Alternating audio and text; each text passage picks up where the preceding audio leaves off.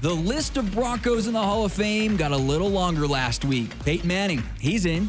John Lynch, he's in as well. But who is the next to join the likes of Manning and Lynch? How about we ask our own Broncos Hall of Famer in studio? Welcome in to Broncos Weekend, everybody. I'm Matt Boyer alongside the Pro Football Hall of Famer, Steve Atwater. Steve, got a little company last week. How you feeling? Oh, man, got some great company. The mic is still hot from the announcement of John Lynch and Peyton Manning.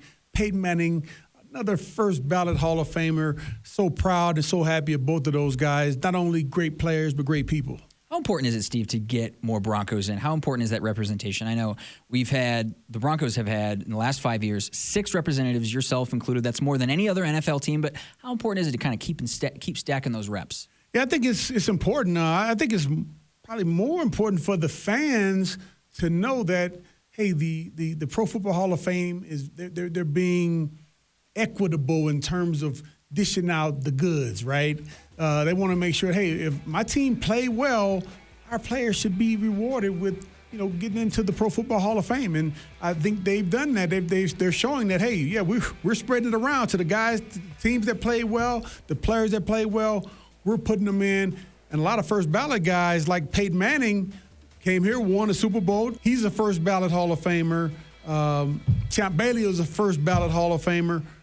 And I love it. They're spreading it around. And, again, I think it's very important. We got to talk about another potential first ballot Hall of Famer for the Denver Broncos in 2022. Steve, I know we just got done talking about 2021, but, this is how the business goes. That's how we do, right? We're already looking ahead to 2022. And the name that we're focusing on going forward, we're going to talk about a couple of Broncos that could get in the next couple of years. I wonder who this next guy is. Go ahead. Used to wear 94. Oh. DeMarcus Ware will be eligible for the first time in 2022. Let's take a look at a couple of his accomplishments. 9-time Pro Bowler, 4-time first-team All-Pro, and a Super Bowl title, of course, in 2015. What do you think, Steve? Are we talking? That's got to be first ballot credentials, right? Whenever you have a player in 2 of his years at over 19 sacks, in 2011, 19 and a half sacks, 2008, 20 sacks. That's 40 sacks in just 2 years. That's amazing. And not only was he a great player, he was a great leader. He helped shape Von Miller, helped Von Miller get back on track to become the player that he's become, and I'm expecting Von to be in the same situation. But yeah, absolutely, DeMarcus Ware will be a first ballot Hall of Famer. You heard it here first. There you go. And just like Peyton Manning split his career between 2 historic franchises, the Cowboys and the Broncos. So I think both of those fan bases going to have a lot to be excited about here in 2022 when that class gets announced. Now, we got to talk about some seniors, guys, because the Orange Crush does not have a representative in the Pro Football Hall of Fame, which I know you think is as crazy as I do, right? It makes no sense because even me, when I was growing up, I got to be honest, I was a Pittsburgh Steelers fan. Obviously, once I got drafted, that changed. Hey, got rid of that. But even me, growing up in St. Louis, I knew about the Orange Crush. How is not one player from that Orange Crush team not in the Pro Football? I don't understand it. We got to talk about 2 of them now. Louis Wright and Randy Gradishar. Let's take a closer look at some of their accomplishments. Louis, a 5-time Pro Bowler, 2-time first-team All-Pro with 26 interceptions over 12 seasons. Man. An incredible career, definitely Hall of Fame worthy. Randy Gradishar, 10 seasons, 7-time Pro Bowler, 2-time first-team All-Pro, 20 interceptions for a middle linebacker. That's pretty incredible. And the 1978 AP Defensive Player of the Year. So, Steve, one of those 2 guys, who stands out to you? I know both of them probably deserve consideration, but if you had to pick one, who are you leaning towards? Well, I'm thinking because of the momentum and, Randy, he has the stats, man. He should be the next Denver Bronco to go into the Pro Football Hall of Fame. Louis Wright should be right there with him. He just, I don't know why he doesn't. Middle linebackers, that's the heart of the defense, right? Yeah, but I'm saying Louis Wright, he was a cornerback, man. He's one of the greatest corners to ever play the game. The opponents know that as well. I just don't understand why he doesn't get the same amount of pub. But yeah, Randy Gradishar, I don't know how he didn't get in when he was a modern era player. I don't know why he's in the senior class anyway. I mean, it's crazy, especially when you look at his stats, look at everything that he did, look at how dominant of a player he was for as long a period of time as he was, and he did it all. He not only rushed the passer, he made bone-crushing tackles. He had interceptions. I think he has more interceptions than I do. Got to talk about a couple of coaches too, Steve. Now, we've talked about the players, but two coaches, two of the biggest coaches in Broncos history, Dan Reeves and Mike Shanahan, both getting a lot of momentum here as we look towards the future years. We take a look at their accomplishments. Dan Reeves was, of course, eligible for that centennial class, missed it by just a bit. 190 career wins. That's number 10 all time for wins for NFL head coaches. Mike Shanahan, on the other hand, the winningest coach in Broncos history, number 15 all time on the head coach wins list. And then, of course, two-time Super Bowl champs. So, Steve, both of them definitely deserving. You played for both of these guys. Who do you think has the momentum right now? I'll tell you what, having played for Dan Reeves and him being the coach responsible for drafting me here, he always have a special place in my heart. And, he had a great career. When we beat them in the Super Bowl, when we played the Falcons after the 98 season, I wish he could have won a Super Bowl ring too. Now, not the Falcons, but I wish Dan Reeves personally. Get Dan a ring, right? Yeah. I wish he could have gotten the ring as well, because I know how much hard work he put in, how much he believes in his players, and how much he cares about his players. But when you think about the Pro Football Hall of Fame, many times it's, hey, did you win? How many games did you win? How many Super Bowls did you get to? And Mike Shanahan did that. He was able to come in here, put together a great coaching staff, put together a great team, have great game plans, motivate us properly, and we went out there and won 2 Super Bowls. So I think if you're going to say who's going to get into the Hall of Fame first, it would probably be Mike, but I definitely think that they're both deserving. And, man, Mike, he was so inspirational. He wasn't the biggest guy in the room by any stretch of the imagination, but I think we respected him more than anyone else because, when he would yell or scream, which he didn't do often, he got everybody's attention. And, he had everyone's respect. I still have a ton of respect for him. I think he was a heck of a leader, heck of a coach. He deserves to be in the Hall of Fame. Both of them do. Our list is long, Canton, Ohio. We're coming for you, right, Steve? We're getting some of these guys in, right? Let's go. There we go, the momentum. Broncos Country, let's go. It starts here in Broncos Country. We've got to take a quick break, but when we come back on Broncos Weekend, Steve is chatting with Orlando Franklin about the Broncos offseason with an eye towards the big fellas. We're talking a little offensive line. Plus, Alexis Perry is back with one of the biggest fans in Broncos Country, the passion for the weather. Broncos Weekend rolls on after the break. The offseason dominoes are starting to fall, Broncos Country. Earlier this week, the Broncos, of course, announced the release of cornerback A.J. Boye. So that position group going to be one a lot of Bronco fans are going to be focused on in free agency and, of course, the draft.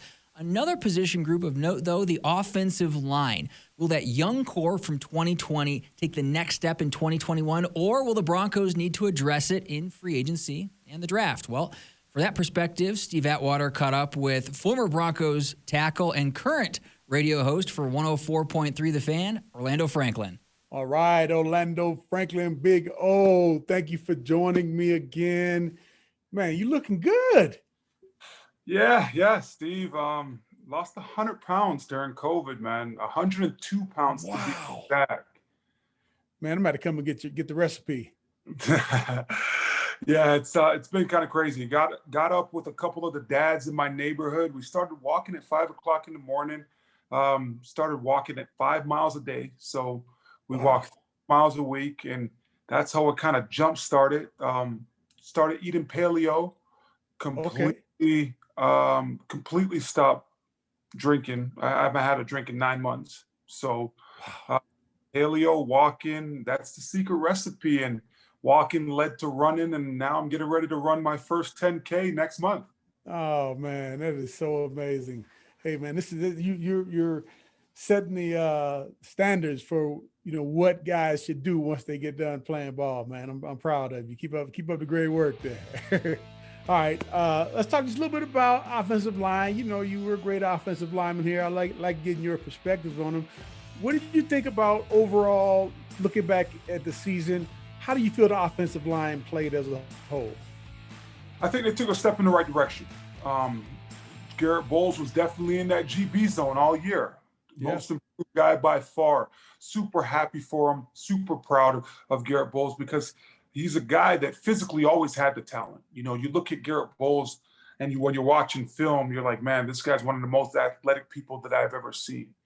And this past year, I saw that he put it mentally all together. Dalton Risner, I'm excited about Dalton. I think he could be a leader with this offensive line.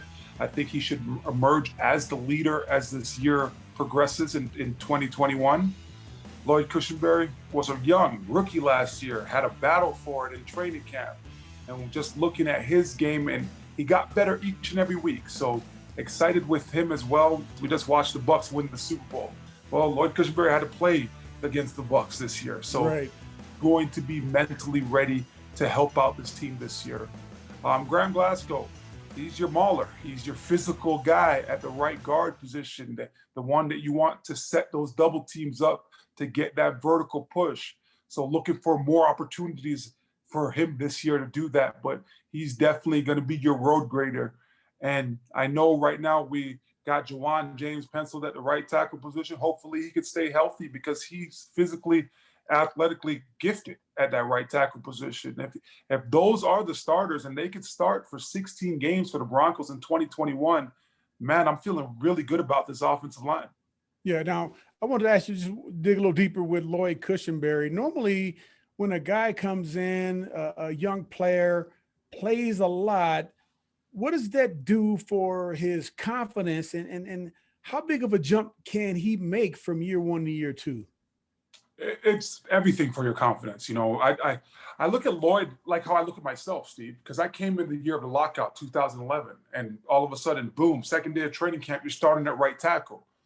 And at times out there, I felt like they were speaking another language because I understand the terminology. Right. So with Lloyd Cushenberry getting thrown into that fire as a young rookie and playing all those snaps this year for the Broncos, next year the game is going to slow down so much for him. When you're in college, right? When you're in college, you're bigger, you're faster, you're stronger than everybody. You could throw all your technique out the door. When you're in the National Football League, you better have some technique because you're going against some grown men. You know, I'll tell you a quick story. I remember my rookie year, the coaches are yelling at me, "Oh, you got to get right, get right." And I remember breaking the huddle. I was going primarily against Robert Ayers and Von Miller, and they were beating up on me. And I remember breaking the huddle one play, and I looked over, I saw number 92, and Elvis Dumerville, shorter guy. So yeah, trained with Elvis, but I was like, man, I'm going to take out all my frustration on him. I doesn't care. I'm just going to grit my teeth. I'm going to get him up out of there. I'm going to try to dump him. I'm going to try to pancake him. And we broke the huddle, and I hit Elvis with no technique, and he stood me straight up. I got no movement from him because I was a rookie. I didn't understand my technique. I didn't take it seriously. Yeah. But now when I got back to the drawing board and I was like, okay, doesn't matter what a guy looks like. This is not college no more. Everybody has to level. Yep. So I had to sharpen those tools. And that's what I expect out of Lloyd Cushenberry. Sharpening those little tools to be able to get the movement off the line of scrimmage and be able to keep that low pad level and drive a guy back 4 yards and now put him on his back where now you can rub your stomach and let him know that let everybody know that you just pancake. That's right. That's right. I love that. I didn't love that happened to me. A couple offensive linemen got me back in the day. All right. Well, hey, man, continued success. Keep up the great work, and we'll talk soon. All right. Thanks for having me, Steve. Really appreciate you. Our thanks to Orlando Franklin for taking some time with us this week when we come back on Broncos Weekend. We're giving Broncos Country the microphone. It's voice of the fan. Alexis Perry is chatting with a weatherman with a unique tie to Broncos Country. Don't go anywhere.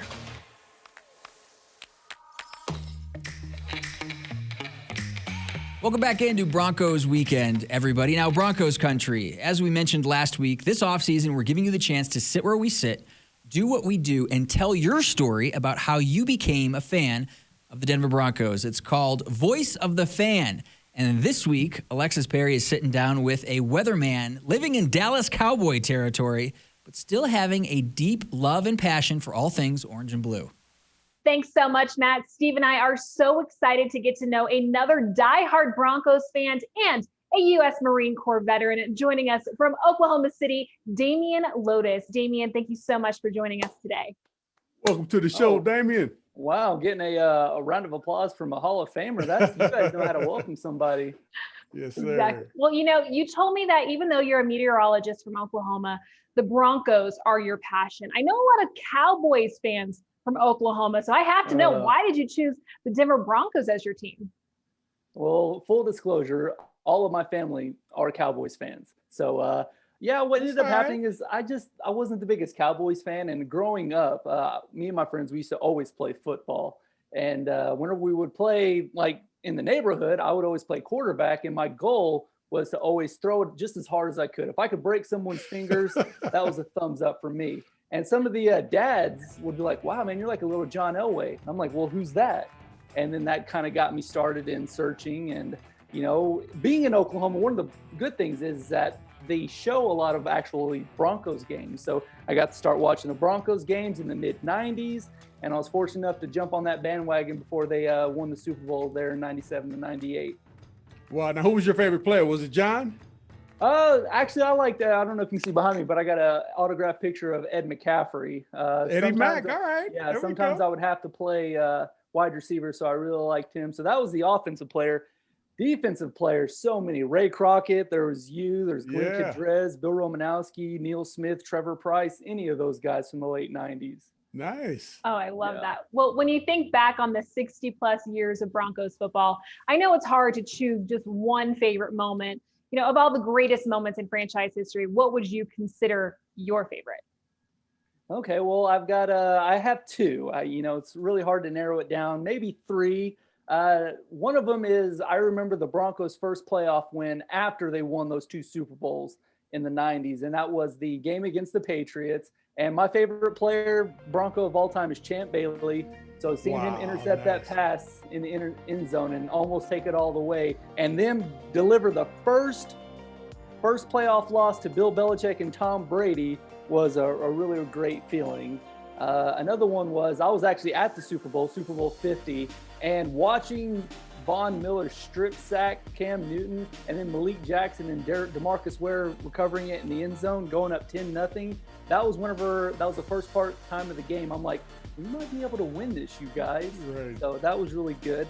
And we were talking about this earlier. Obviously, number one, when my wife and I got married, we got to go to Denver for our honeymoon, and we got to attend some training camps, practices, and scrimmages. So that was probably number one. Yeah. Well, Damien, the Broncos are hoping to add a lot more memorable moments like here in the near future, thanks to new GM George Payton, who is working to get this team back to its winning ways. So if you were in his shoes, what would your top priorities be this offseason? Well, I mean, this is going to be kind of like a fan's wish, right? But anytime you might think there's a glimmer of hope that Aaron Rodgers would be available, I mean, come on, getting the best player in the NFL, the MVP, that's always a great wish. But honestly, even though John Elway stepped down as a GM, he's done a great job here these past couple of drafts of building, especially a great nucleus on offense. So I would just like to see them continue to build off of that. And Vic Fangio, he's known for his defense, so maybe one or two more defensive players to help bolster the depth. Hey, I don't think we're as far away as folks think. We just got to start to get back on that path of playing Denver Broncos football. I truly feel like I could pepper you with questions, but do you have any for us, or let's be honest, Steve Atwater? This is going to be a two-parter. The first part is going to be, what's the coldest game you ever played in? Coldest game I ever played in. You know what? I would have to say I wasn't even with the Broncos. The 1 year that I played with the Jets, and I don't even remember who we were playing, but we were in New England. In New York with the Jets, and I think we were playing the Patriots actually, and I had a hamstring injury and I couldn't play, and I had to sit on the sidelines, and I was just freezing cold, and anybody who knows, anybody who knows athletes, we like to be moving around in order so we can stay, not only athletes, but everybody. We want to be able to move around and stay warm, but I couldn't stay warm, man. I was freezing. I was so glad that the game was over. So that was the coldest one ever.